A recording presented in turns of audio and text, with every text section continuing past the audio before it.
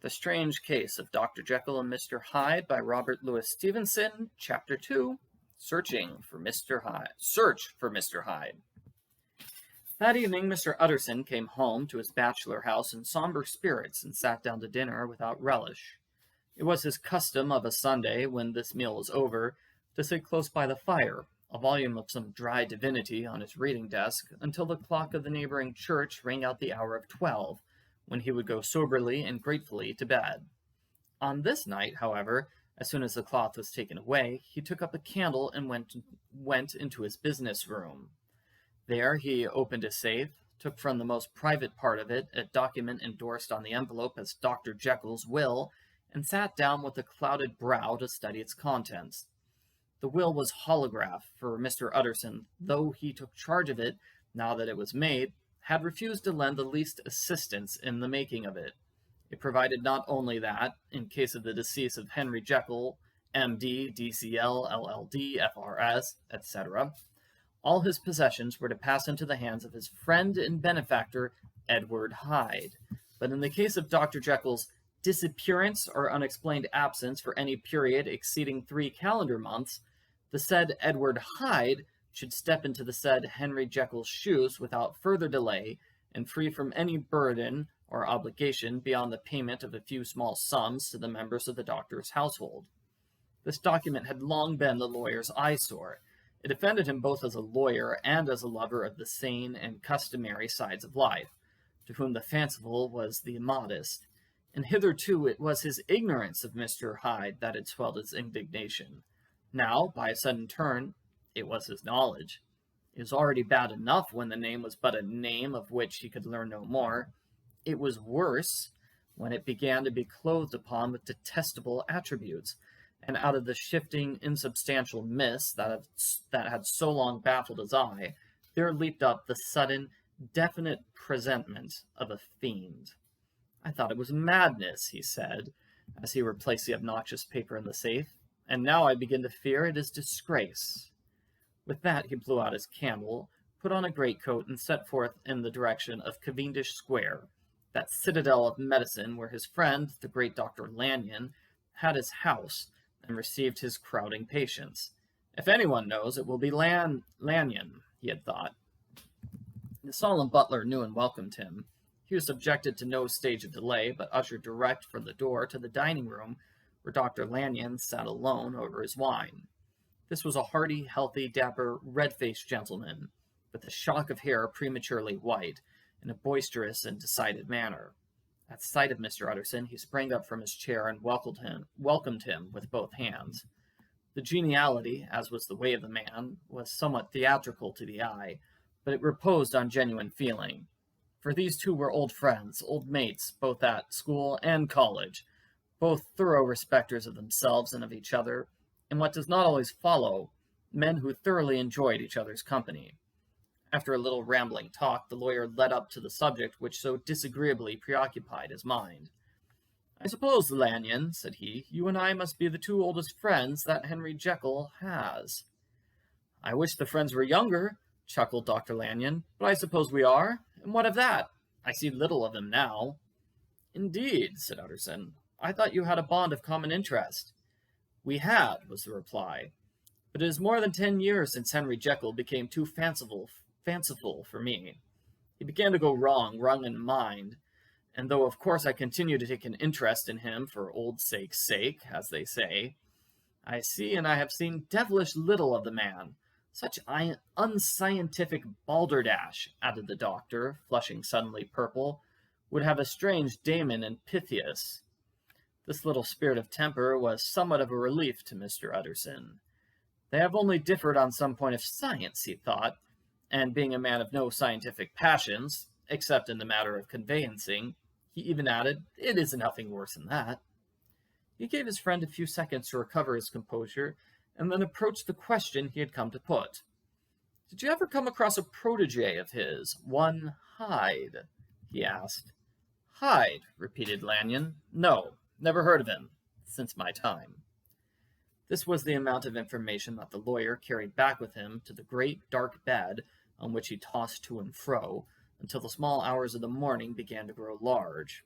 It was a night of little ease to his toiling mind, toiling in the mere darkness and besieged by questions. 6 o'clock struck on the bells of the church that was so conveniently near to Mr. Utterson's dwelling, and still he was digging at the problem. Hitherto it had touched him on the intellectual side alone, but now his imagination was also engaged, or rather enslaved. And as he lay and tossed in the gross darkness of the night in the curtained room, Mr. Enfield's tale went by before his mind in a scroll of lighted pictures. He would be aware of the great field of lamps of a nocturnal city, then of the figure of a man walking swiftly, then of a child running from the doctor's, and then these met, and that human juggernaut trod the child down and passed on regardless of her screams.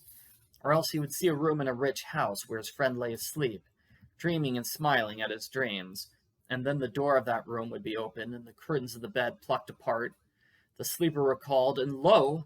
There would stand by his side a figure to whom power was given, and even at that dead hour he must rise and do its bidding. The figure in these two phases haunted the lawyer all night, and if at any time he dozed over, it was but to see it glide more stealthily through sleeping houses, or move the more swiftly and still the more swiftly, even to dizziness, through wider labyrinths of lamp-lighted city, and at every street corner crush a child and leave her screaming. And still the figure had no face by which he might know it. Even in his dreams it had no face, or one that baffled him and melted before his eyes. And thus it was that there sprang up and grew apace in the lawyer's mind a singularly strong, almost an inordinate curiosity to behold the real features of the real Mr. Hyde. If he could but once set eyes on him, he thought the mystery would lighten and perhaps roll altogether away, as was the habit of mysterious things when well examined. He might see a reason for his friend's strange preference or bondage. If he could but once set eyes on him, he thought the mystery would lighten and perhaps roll altogether away, as was the habit of mysterious things when well examined. He might see a reason for his friend's strange preference or bondage, call it which you please, and even for the startling clause of the will. At least it would be a face worth seeing, the face of a man who was without bowels of mercy, a face which had but to show itself to raise up in the mind of the unimpressionable Enfield a spirit of enduring hatred. From that time forward, Mr. Utterson began to haunt the door in the by-street of shops. In the morning, before office hours, at noon, when business was plenty and time scarce, at night, under the face of the fogged city moon, by all lights and at all hours of solitude or concourse, the lawyer was to be found on his chosen post. If he be Mr. Hyde, he had thought, I shall be Mr. Seek. And at last his patience was rewarded. It was a fine dry night, frost in the air, the streets as clean as a ballroom floor, the lamps unshaken by any wind, drawing a regular pattern of light and shadow. By 10 o'clock, when the shops were closed, the by-street was very solitary, and in spite of the low growl of London from all around, very silent. Small sounds carried far. Domestic sounds out of the houses were clearly audible on either side of the roadway, and the rumor of the approach of any passenger preceded him by a long time. Mr. Utterson had been some minutes at his post when he was aware of an odd light footstep drawing near. In the course of his nightly patrols, he had long grown accustomed to the quaint effect with which the footfalls of a single person, while he is still a great way off, suddenly spring out distinct from the vast hum and clatter of the city. Yet his attention had never before been so sharply and so decisively arrested, and it was with a strong, superstitious prevision of success that he withdrew into the entry of the court. The steps drew swiftly nearer, and swelled out suddenly louder as they turned the end of the street. The lawyer, looking forth from the entry, could soon see what manner of man he had to deal with. He was small and very plainly dressed, and the look of him, even at that distance, went somehow strongly against the watcher's inclination. But he made straight for the door, crossing the roadway to save time, and as he came, he drew a key from his pocket, like one approaching home. Mr. Utterson stepped out and touched him on the shoulder as he passed. "Mr. Hyde, I think?" Mr. Hyde shrank back with a hissing intake of the breath. But his fear was only momentary, and though he did not look the lawyer in the face, he answered coolly enough, "That is my name. What do you want?" "I see you are going in," returned the lawyer. "I am an old friend of Dr. Jekyll's, Mr. Utterson of Gaunt Street. You must have heard of my name, and meeting you so conveniently, I thought you might admit me." "You will not find Dr. Jekyll. He is from home," replied Mr. Hyde, blowing in the key. And then, suddenly, but still without looking up, "How did you know of me?" he asked. "On your side," said Mr. Utterson. "Will you do me a favor?" "With pleasure," replied the other. "What shall it be?" "Will you let me see your face?" asked the lawyer. Mr. Hyde appeared to hesitate, and then, as if upon some sudden reflection, fronted about with an air of defiance, and the pair stared at each other pretty fixedly for a few seconds. "Now I shall know you again," said Mr. Utterson. "It may be useful." "Yes," returned Mr. Hyde. "It is as well we have met, and apropos, you should have my address." And he gave a number of a street in Soho. Good God, thought Mr. Utterson, can he too have been thinking of the will? But he kept his feelings to himself and only grunted in acknowledgment of the address. "And now," said the other, "how did you know of me?" "By description," was the reply. "Whose description?" "We have common friends," said Mr. Utterson. "Common friends," echoed Mr. Hyde, a little hoarsely. "Who are they?" "Jekyll, for instance," said the lawyer. "He never told you," cried Mr. Hyde, with a flush of anger. "I did not think you would have lied." "Come," said Mr. Utterson, "that is not fitting language." The other snarled aloud in a savage laugh, and the next moment, with extraordinary quickness, he had unlocked the door and disappeared into the house. The lawyer stood a while when Mr. Hyde had left him, the picture of disquietude. Then he began slowly to mount the street, pausing every step or two and putting his hand to his brow like a man in mental perplexity. The problem he was thus debating as he walked was one of a class that is rarely solved. Mr. Hyde was pale and dwarfish. He gave an impression of deformity without any nameable malformation. He had a displeasing smile. He had borne himself to the lawyer with a sort of murderous mixture of timidity and boldness, and he spoke with a husky, whispering, and a somewhat broken voice. All these were points against him, but not all of these together could explain the hitherto unknown disgust, loathing, and fear with which Mr. Utterson regarded him.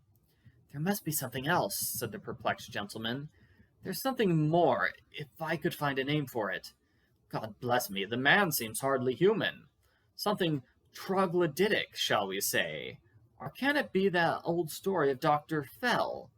Or is it the mere radiance of a foul soul that thus transpires through and transfigures its clay continent? The last, I think, for, oh, my poor old Harry Jekyll, if I ever read Satan's signature upon a face, it is on that of your new friend." Round the corner from the by-street there was a square of ancient, handsome houses, now for the most part decayed from their high estate and let in flats and chambers to all sorts and conditions of men, map engravers, architects, shady lawyers, and the agents of obscure enterprises. One house, however, second from the corner, was still occupied entire, and at the door of this, which wore a great air of wealth and comfort, though it was now plunged in darkness except for the fanlight, Mr. Utterson stopped and knocked. A well-dressed, elderly servant opened the door. "Is Dr. Jekyll at home, Poole?" asked the lawyer. "I will see, Mr. Utterson," said Poole, admitting the visitor as he spoke,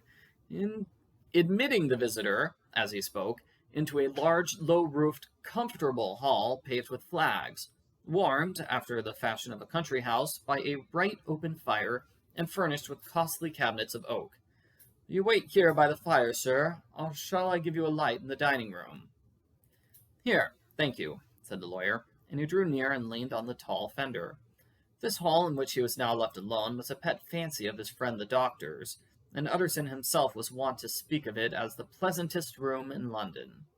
But tonight there was a shudder in his blood. The face of Mr. Hyde sat heavy on his memory. He felt, what was rare with him, a nausea of distaste of life, and in the gloom of spirits The gloom of his spirits, he seemed to read a menace in the flickering of the firelight on the polished cabinets and the uneasy starting of the shadow on the roof.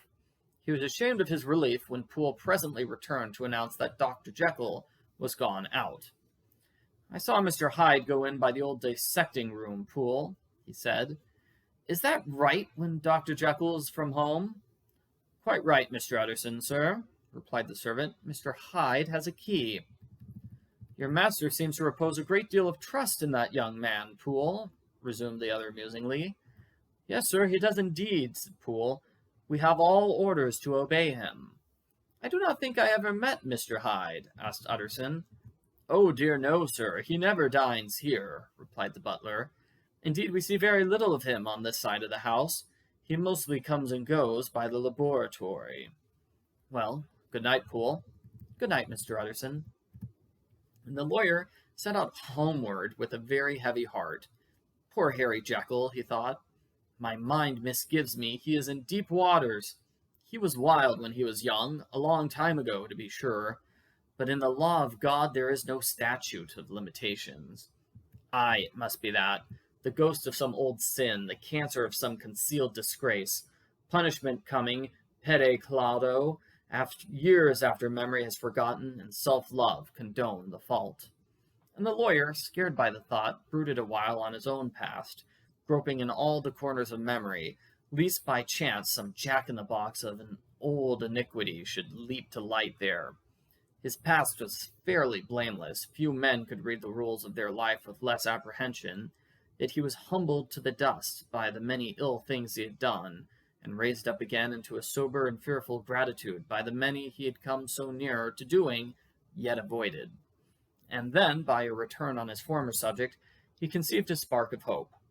This Master Hyde, if he were studied, thought he, must have secrets of his own, black secrets, by the look of him, secrets compared to which poor Jekyll's worst would be like sunshine.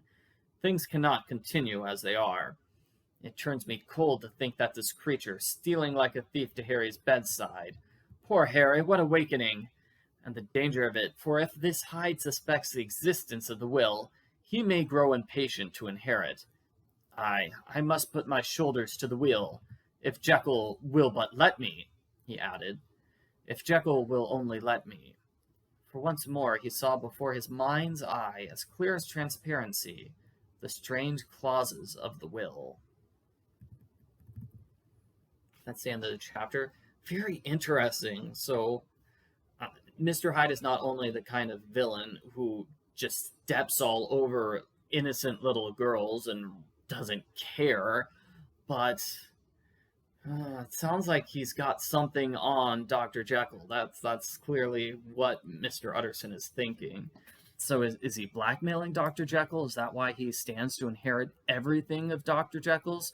Mr. Hyde is certainly an unpleasant fellow, and we know that Utterson is just a very unemotional person, and so the fact that Mr. Hyde is bringing up so many angry emotions in Utterson is just a sign of how terrible Mr. Hyde truly is. Well, in the next chapter, we'll actually meet Dr. Jekyll and speak with him and learn what's going on here. Why does he let Mr. Hyde live in his house? Why is Mr. Hyde going to inherit everything?